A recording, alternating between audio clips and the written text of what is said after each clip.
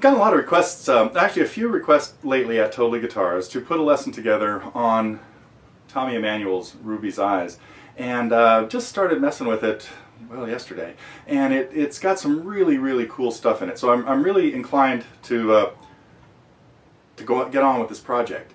And we've had a couple people that have already started it, and I've started working with them on some suggestions. But I decided, I'm thinking I need to put together a full lesson on this with tab and really specific details. So if you'd like to see this lesson, come over to Totally Guitars and join in on the forum, and let me know that you think this would be worth pursuing, because there are Tommy does a lot of stuff in this that is going to be really difficult for most guitar players, but there are great ways to simplify it. So, for example, he plays a B chord at the beginning with 3 fingers all at the 2nd fret, the 2nd, 3rd, and 4th at the 4th fret, all in the A shape, and then is able to hammer on his 4th finger and get clean sounds in there. This can be simplified by not using the 3rd string. There's no real reason to have to get... Every time he plays this, and almost everything he plays, he does, it varies. He's really just kind of making it up. This is a song that just has a chord progression and a melody, and you just try to bring the melody out. You never have to play something like this note for note, and he never does. You just have to feel it. And so the idea with that is you just get something happening on the B chord at the 2nd fret with a little bit of messing around between the C sharp and the D sharp. And you could leave, like right there, I used my 4th finger. I didn't play the 3rd string. I played it more like a B7, but I'm not playing the 3rd string. And if I do want to play the 3rd string, I would get that note at the 4th fret with my 4th finger after I've already played the 2nd string open. Little hammer-ons and pull-offs, and that works really great. So anything you want to do in that measure doesn't really have to be specific, but you wouldn't want to hear this. You can't hear that open A in there.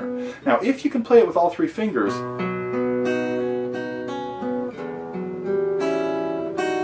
that's better, but totally unnecessary. So don't give up on this song because you think you can't play that B chord.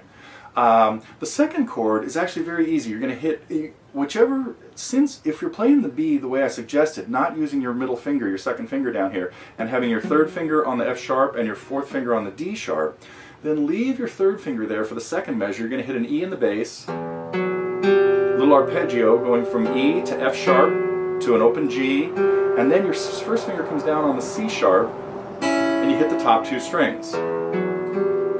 Then you move your 1st finger to F sharp and your 4th finger to D sharp, notes right out of our B chord, and then your 4th finger can stay there and you can go right back to this. And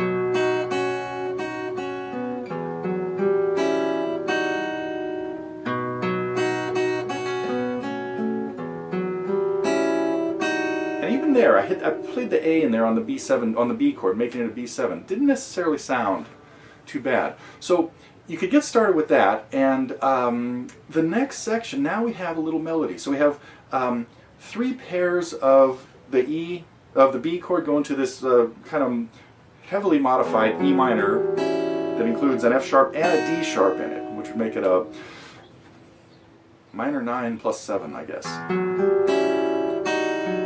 And but now the melody starts, and we need to hear this B to C to D sharp, B to C sharp to D sharp. And what we're trying to hear is just this. And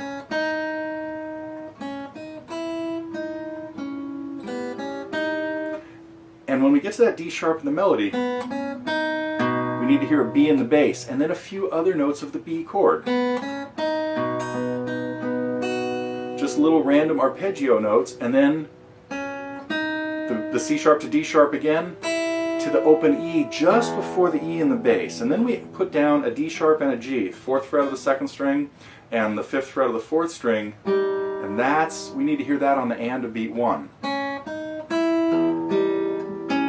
And then the C sharp at the 6th fret of the G string.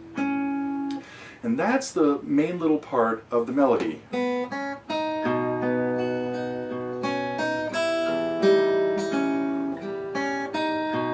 repeat it. And then we have a little slide. Now I'll get into that in the next segment, or if there's enough response and we decide to finish this lesson or to take it a little further. A couple of other hints though. One thing that makes this difficult for a lot of students is Tommy is really proficient and efficient at using his thumb to fret bass notes. And so you'll see when he plays this, the chords like this. Now a big one down here. That's really hard for most people. Same thing again.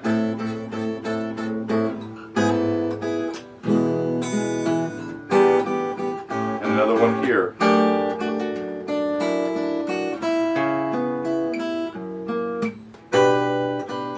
All of those can be played another way that is not that. So if you're thinking I'll never play that song because I cannot wrap my thumb around and get those, you're going to be able to do it.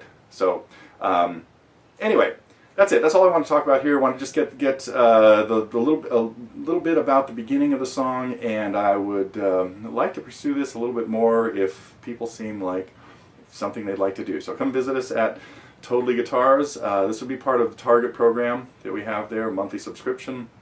But if you want to learn Ruby's Eyes or want me to get on this, please let me know.